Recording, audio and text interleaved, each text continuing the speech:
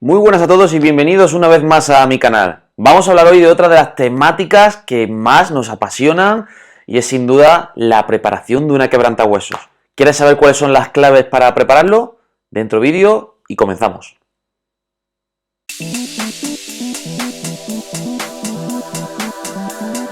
Sin duda es una de las grandes obsesiones de muchos cicloturistas, ya sean ciclistas de competición o ciclistas que hacen ese tipo de pruebas. La quebrantahuesos por excelencia es la prueba insignia de nivel nacional en España y sin duda una de las grandes referentes a nivel internacional. Pero siempre hay una serie de problemas o una serie de dudas que nos hacen plantearnos cómo preparar una quebrantahuesos. Vamos a hacer un pequeño repaso sobre cuáles serían las características de la quebrantahuesos y ahondaremos un poquito más en el tema.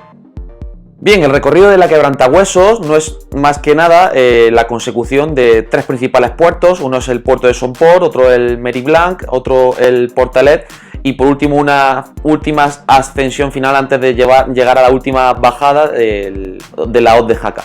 Entre sus características técnicas podremos encontrarnos principalmente con 200 kilómetros de longitud, con en torno a unos 3.000-3.500 de nivel acumulado. Sin duda es una de las pruebas o sobre todo marchas más conocidas a nivel nacional como hemos comentado anteriormente y sin duda se necesita una preparación bastante concisa y muy fundamentada porque no es una prueba para tomársela ni mucho menos en broma.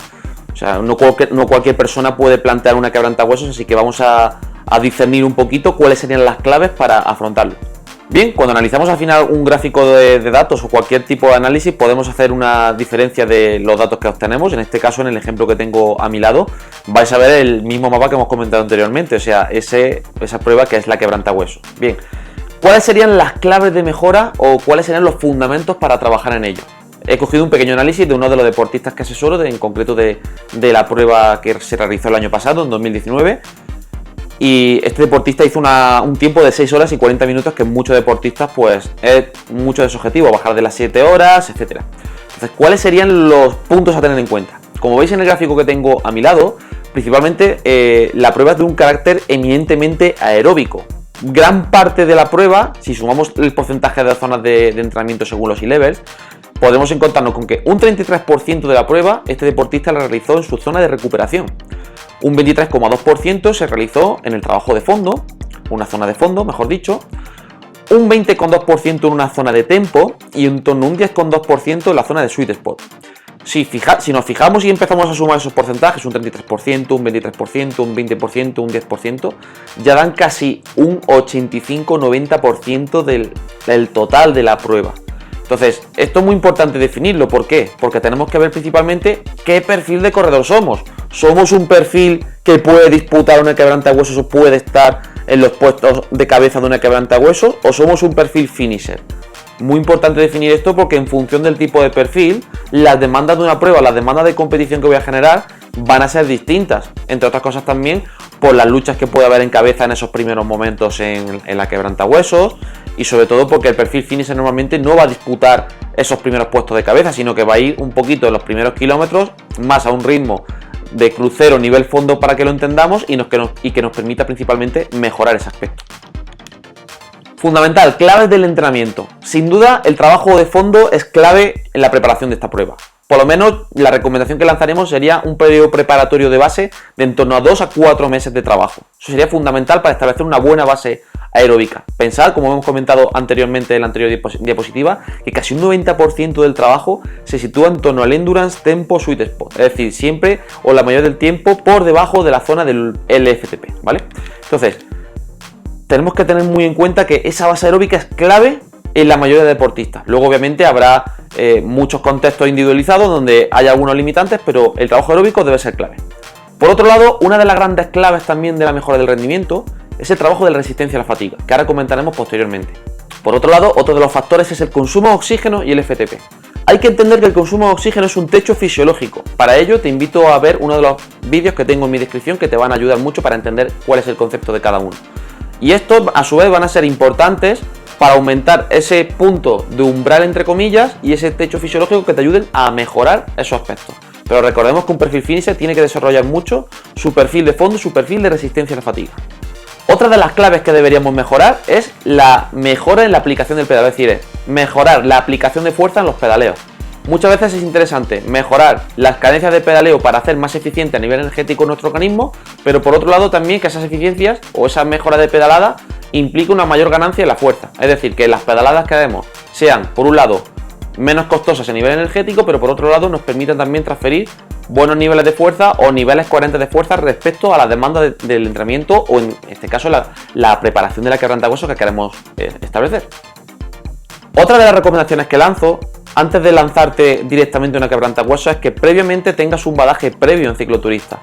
Si estás comenzando en las quebrantahuesos, yo no empezaría como primera prueba una quebrantahuesos, comenzaría con cicloturistas de un nivel más bajo, de kilometraje más bajo, adquirir esa experiencia en cicloturistas dentro de unos años previos e incluso en los mismos años encadenar antes de ese objetivo que para ti es la quebrantahuesos unas marchas cicloturistas de determinado perfil semejante, aunque puedes empezar con un menor perfil y ir evolucionando a lo largo de la temporada para comprobar que puedes ir cumpliendo esos efectos o esos objetivos que estamos planteando. Otro de los aspectos a destacar también y fundamental es ojo, tienes que respetar los periodos de recuperación. Es importante que no seas el típico ciclista que se dedica a acumular semanas y semanas y semanas y semanas y semanas de entrenamiento, semanas de fondo, pero luego no planteas semanas de recuperación donde también es necesario evaluar las mejoras que obtienes.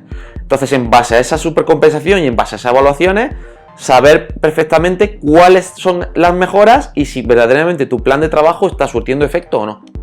Como comentábamos anteriormente, la resistencia a la fatiga es uno de los aspectos clave en este tipo de pruebas. ¿Qué es la resistencia a la fatiga? Pues no es más que la capacidad de repetir esfuerzos ante unos kilojulios gastados. Imaginemos que tu mejor P20 o tu mejor P5 está en 300 vatios, ¿vale?